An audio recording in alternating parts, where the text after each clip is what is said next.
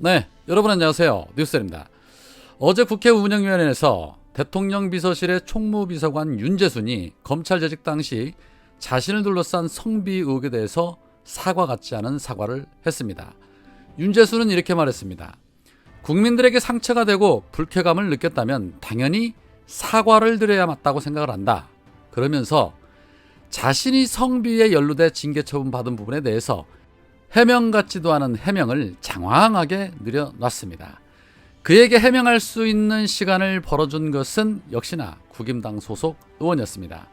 자, 문제는 국민들이 상처가 되고 불쾌감을 느꼈다면 사과를 드려야 한다는 부분에서 피해자들에 대한 사과는 일체 없었다는 것이고 전혀 죄의식을 느끼지 못하고 당당한 태도로 일관하고 있었다는 것입니다. 뿐만 아니라 김대기 비서실장은 당사자 해명이 사태를 악화시키는 분위기가 되자 일부 언론이나 의혹 제기 같은 것에 대해선 국민 눈높이에 어긋나는 부분이 있었다. 유감을 표한다. 그러나 지금 사퇴시킬 생각은 없다라고 말했습니다. 민주 인사들의 아주 작은 의혹에는 개거품을 물려 달려드는 국힘이나 기레기들이 이들의 후안무치한 태도에는 오히려 실드를 쳐주고 있습니다.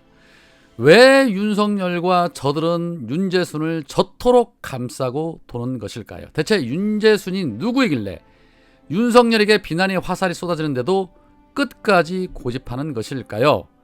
의구심이 생기는 가운데 하승수 변호사의 트위터 계정에 이러한 글이 있었습니다. 청와대 특수활동비는 총무비서관이 관리할 겁니다. 윤석열이 임명한 윤재순 총무비서관은 대검 운영지원과장 출신입니다. 대검 특수활동비는 운영지원과에서 실무 관리를 합니다. 그러니까 청와대 총무비서관과 대검 운영지원과장을 연결하는 단어는 특수활동비입니다. 결국 검찰총장일 때 자신의 특수활동비를 관리하던 사람을 대통령의 특수활동비를 관리하는 자리에 임명하는 것인데요. 윤석열이 윤재순 총무비서관을 고집하는 이유가 여기에 있지 않을까요? 라는 의구심을 제기했습니다. 충분히 설득력이 있는 합리적인 의구심이죠.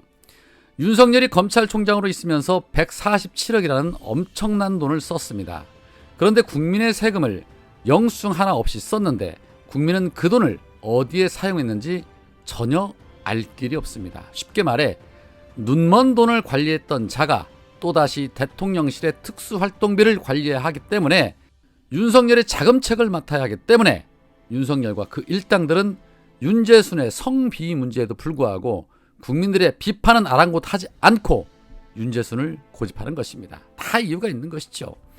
누구보다도 윤석열이 뭐라고 다녔는지 잘 알고 있는 사람인 것입니다. 그러니 내칠 수 없는 겁니다. 검사 동일체는 용산에서도 이어집니다. 현재 윤석열 주변에는 이미 검사들로 꽉 채워져 있지요. 6명의 비서관이 전부 검찰 출신입니다. 그들은 그렇게 또 모여서 뭔가를 더 크게 구상하고 있지 않을까 하는 생각이 듭니다. 한편 윤석열 인수위에서 앞서 에너지 정책 정상화를 위한 기본 방향에서 전기요금 체계를 시장원리 중심으로 바꾸겠다면서 한전이 독점하고 있는 전력 판매 구조를 손질하겠다라는 입장과 함께 사실상 민영화를 하겠다는 입장을 밝혔습니다. 이 같은 입장에 시민들의 비판이 들끓자 인수위는 한전이 독점 전력 판매 시장에 변화가 필요하다는 것은 민영화를 의미하는 것이 아니라며 변화가 필요하다는 것은 새롭고 다양한 전력 서비스 사업자가 등장하는 것이 필요하기에 경쟁적 구조로 바뀌는 것이 바람직한 의미다라고 말 같지도 않은 말장난을 냈습니다. 뻘소리를 그럴싸하게 비틀어서 한 겁니다. 그 소리가 그 소리인데 민영화라는 단어 자체가 주는 반감 때문에 전력 서비스 사업자 등장이라고 말장난을 하는 겁니다. 윤석열은 이명박이 추진하고자 했던 민영화 사업에 박차를 가할 것을 이미 예고했고 또 이명박이 어떻게 해먹었는지 누구보다도 잘 알고 있는 그런 자입니다. 사실상 한전 민영화는 기정사실이 된 것입니다. 그런데 이뿐만이 아닙니다. 지난 10일 취임식과 동시에 청와대를 개방했었죠. 어제 국회 운영위에 출석한 대통령실 관리비서관은 이렇게 말했습니다. 청와대의 1단계 개방을 5월 22일까지 하고 2단계 개방을 6월 11일까지 한다. 6월 11일 이후로 상시 개방을 검토 중이다. 지금까지 404만 명이 청와대 관람 신청을 한 것으로 보고받았다. 4월 27일부터 신청을 받았는데 25만 명 정도가 관람을 했다. 경복궁 관람하듯이 누구나 편하게 와서 청와대를 볼 수 있게 검토하는 중이다 라고 말했습니다. 그러면서 그러면 언제까지 대통령실에서 청와대를 관리할 것이냐라는 질문에 연말까지는 일단 그렇게 운영을 계획해보고 있다. 그 뒤에 관리 주체를 어떻게 할지 똑같이 검토하고 있다라고 말했습니다. 자, 이 말인즉슨 2023년부터는 청와대를 대통령실이 관리하는 것이 아닌 민간에 위탁하겠다는 가능성을 말하는 것입니다.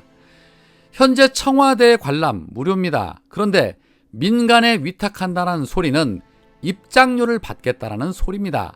민간이 자선사업단체도 아니고 관리 비용이 들어가는데 공짜로 관리할 리는 만만하지 않습니까? 이렇듯 한전부터 청와대 관람까지 국민들이 반감을 가질 수 있는 민영화라는 단어만 쏙 빼놓고 말장난들을 하고 있는 것이 작금의 윤석열 정부입니다. 행여나 말입니다.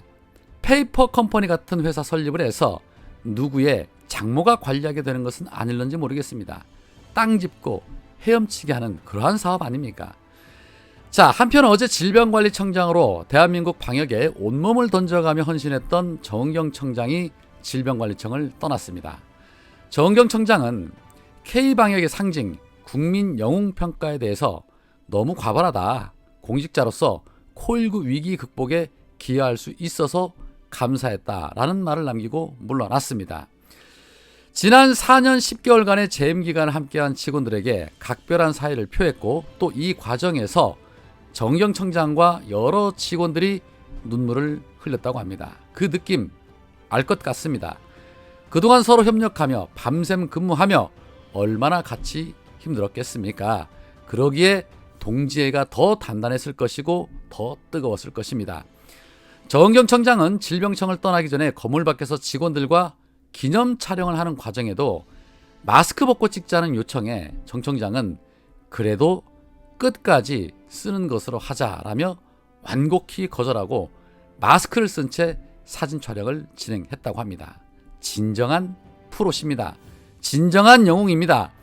끝까지 겸손하며 자신의 집안일처럼 최선을 다해 봉사하신 정경 청장께 감사의 박수를 보냅니다. 정 청장은 앞으로 계획은 정해진 것이 없으며 당분간 쉬면서 고민하겠다라고 밝혔는데 충분한 휴식과 함께 더 좋은 환경에서 비상하시기를 진심으로 바랍니다. 그동안 정말 애쓰셨습니다. 자, 또 다른 한편 김혜경 여사의 법인카드 의혹을 최초 제보했었던 전 경기도청 공무원 모 씨가 6일 지방선거에 김은혜 후보의 유세를 지원한다라는 보도가 있었습니다. 다 이유가 있는 겁니다. 유세할 때 그 잘난 얼굴 한번 보도록 하겠습니다.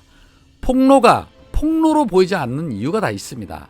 이쪽에는 폭탄을 던져놓고 상대 진영에 가서 선거 유세를 돕는다? 과연 그걸 폭로라고 하는 것이 맞는 것일까요? 아니면 공작이라고 표현하는 것이 맞는 것일까요? 어떤 인물인지 한번 지켜보겠습니다. 오늘은 여기까지입니다. 고맙습니다.